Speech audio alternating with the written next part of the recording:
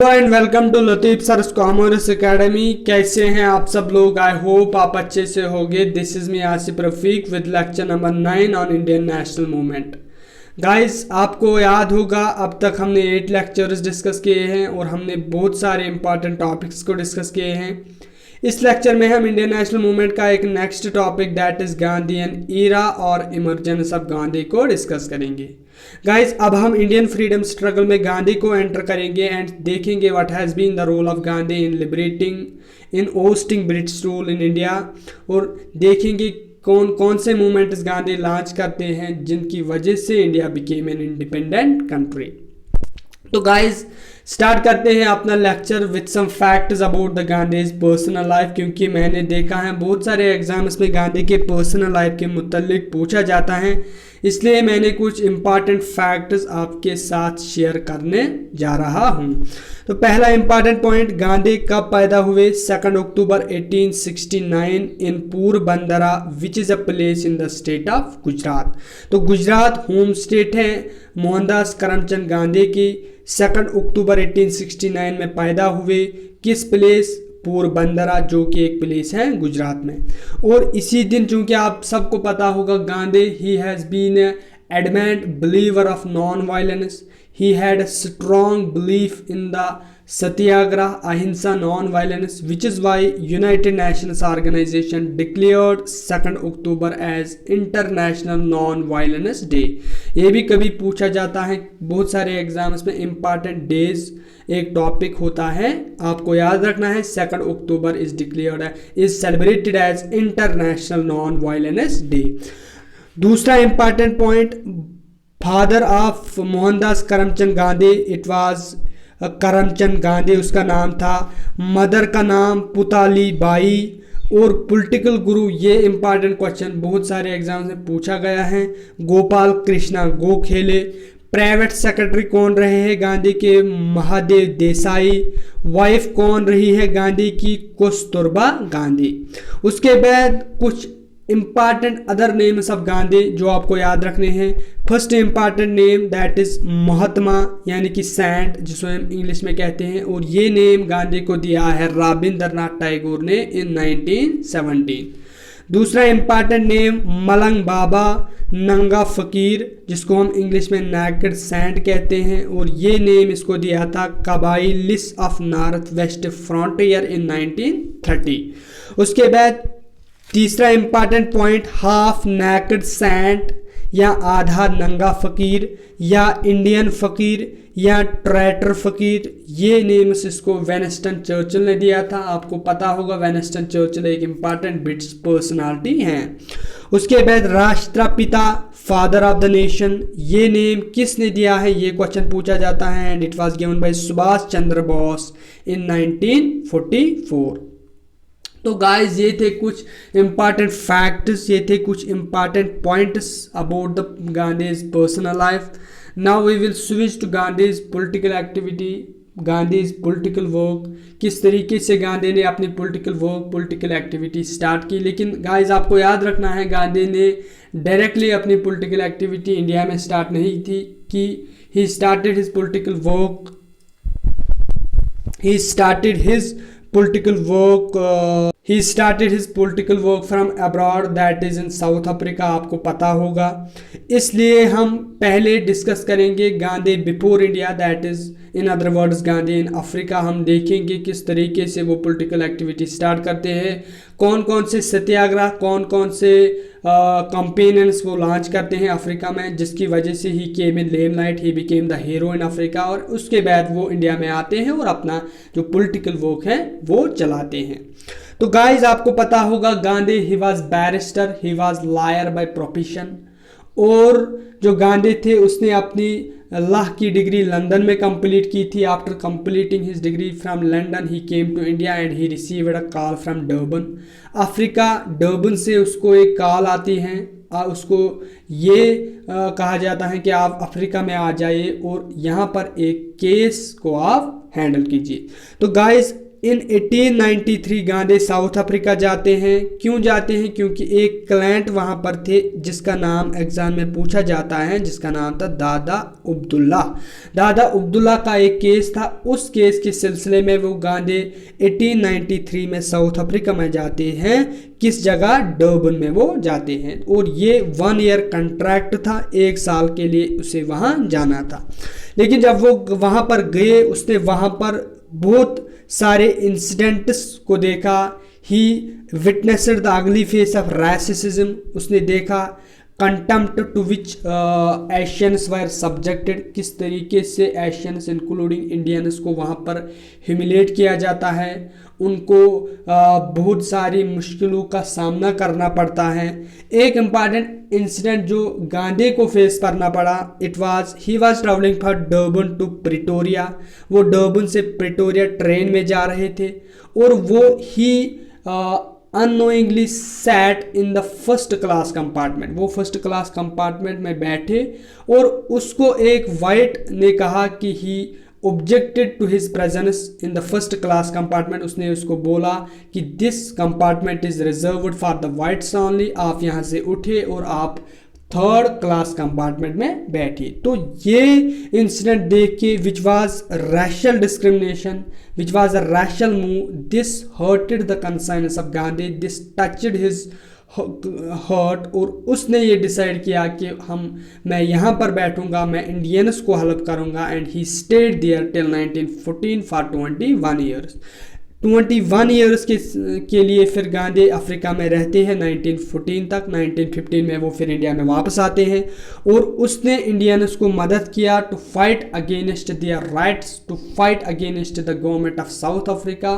ठीक है, तो पहली इंपॉर्टेंट चीज़, पहली जो पॉलिटिकल वर्क गांधी ने स्टार्ट की अफ्रीका में, it was with the opposition of डिसएनफ्रेंचाइज Indian bill. एक लेजिस्लेशन अफ्रीका में लाया गया जिसका नाम है डिसएनफ्रेंचाइज इंडियंस बिल। इस बिल के तहत जितने भी इंडियंस नेटल रीजन में रहते थे, नेटल रीजन एक एरिया है अफ्रीका में, इस रीजन में जितने भी इंडियंस रहते थे they were deprived of right to vote. इनके जो राइट टू वोट है उनको छीना गया था। और इस बिल को क्योंकि it was a racial move, खाली इंडियंस के राइट्स को छीने गए हैं, गांधी ने इसको अपोज किया और इस तरीके से गांधी ने स्टार्ट की है अपनी पॉलिटिकल वर्क। उसके बाद जो गांधी अफ्रीका में रहे वहाँ पर उसने 2 फेजेस में अपनी पॉलिटिकल वर्क चलाई। पहली फेज मॉडरेट फेज जो 1894 से लेके 1906 तक चली। उसके बाद जब मॉडरेट फेज से कुछ नहीं निकला, उसके बाद ही resorted to satyagrahi phase, he resorted to passive resistance, वो हम देखेंगे।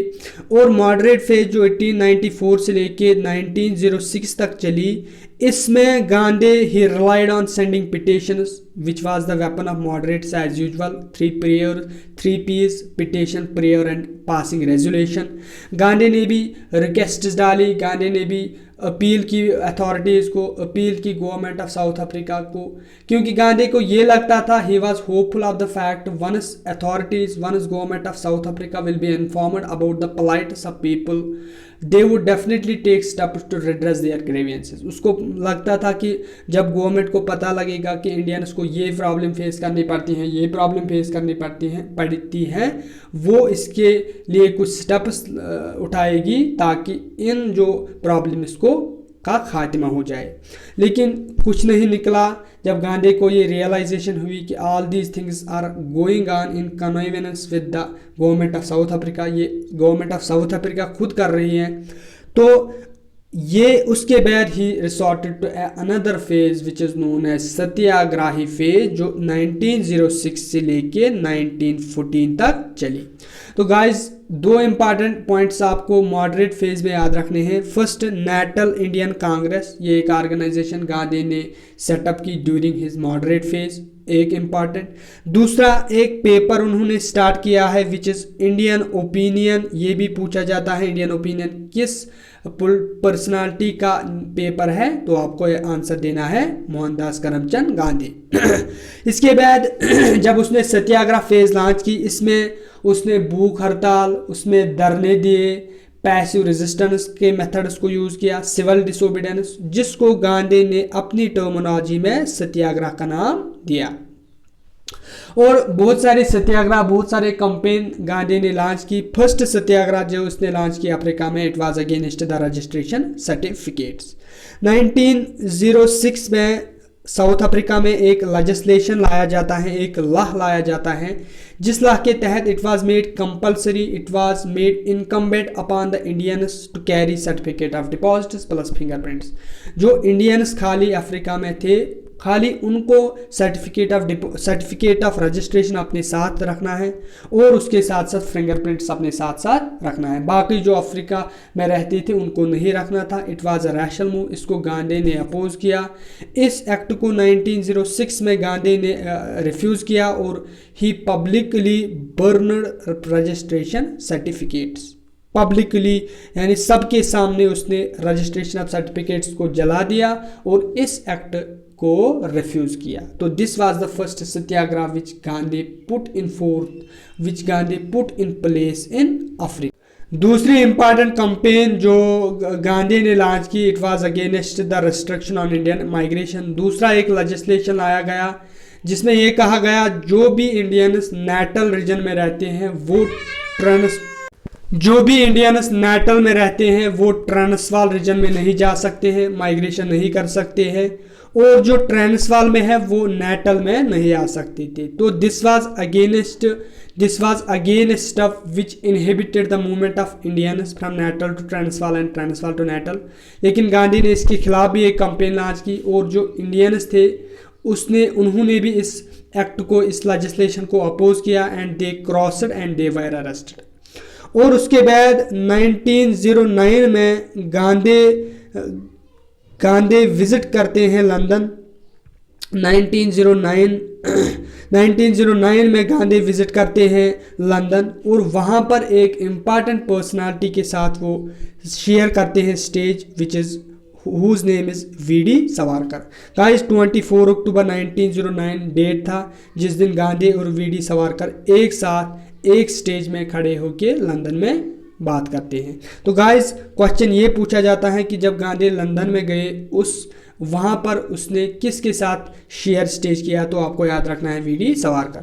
उसके बाद जब गांधी वापस आ रहे थे अफ्रीका, उसने एक बुक लिखी है विच इज़ हिंद स्वराज।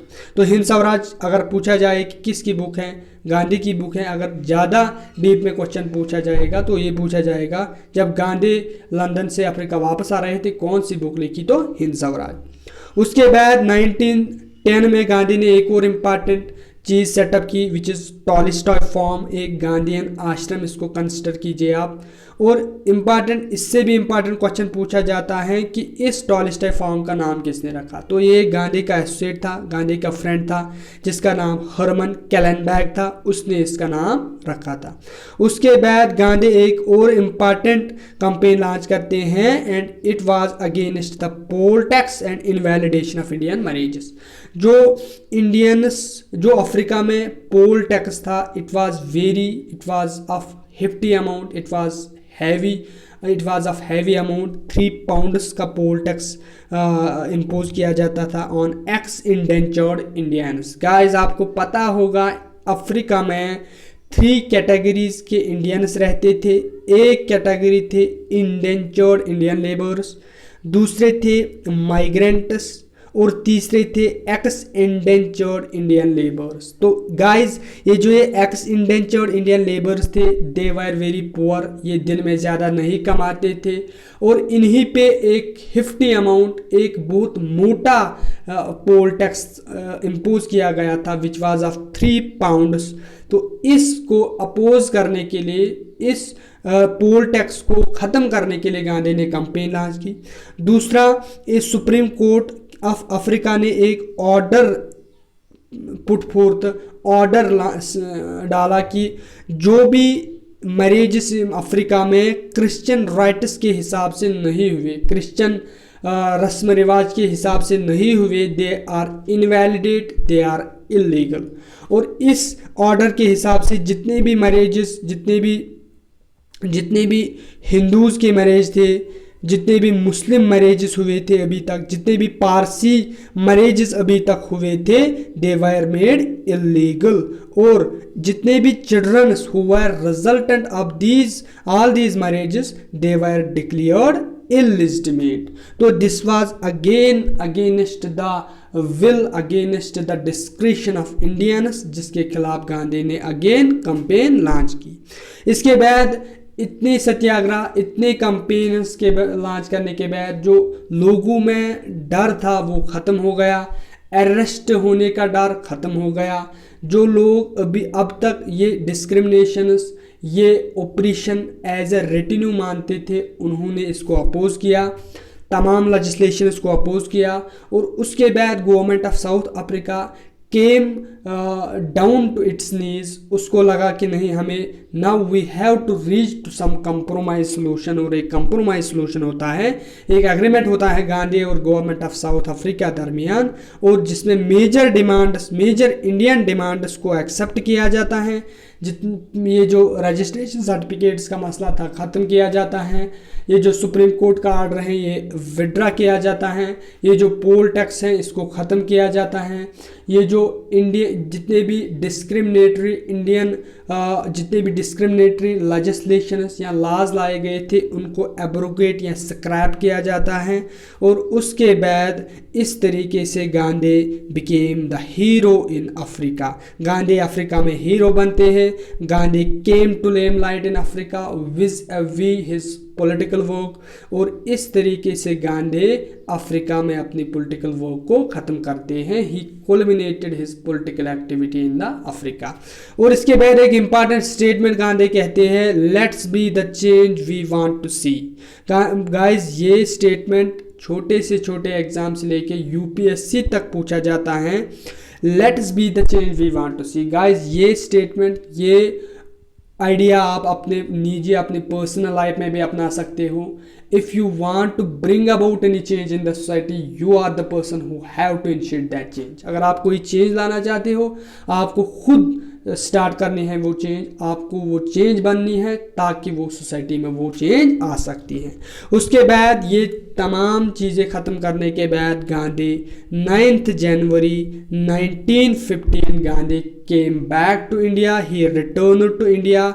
और इस दिन को याद रखने के लिए, in order to remember, in order to commemorate his return to India, हम एक डे मनाते हैं विच इज़ नोन एज प्रवासी भारतीय दिवस और NRI डे। आपके लिए मैं एक इम्पॉर्टेंट क्वेश्चन रखता हूं जो इस साल का यानी कि 2021 NRI डे 2021, इसकी थीम क्या रही है इस साल, आपको मुझे कमेंट सेक्शन में बोलना है। तो guys, this was all about emergence of Gandhi, Gandhi in Africa.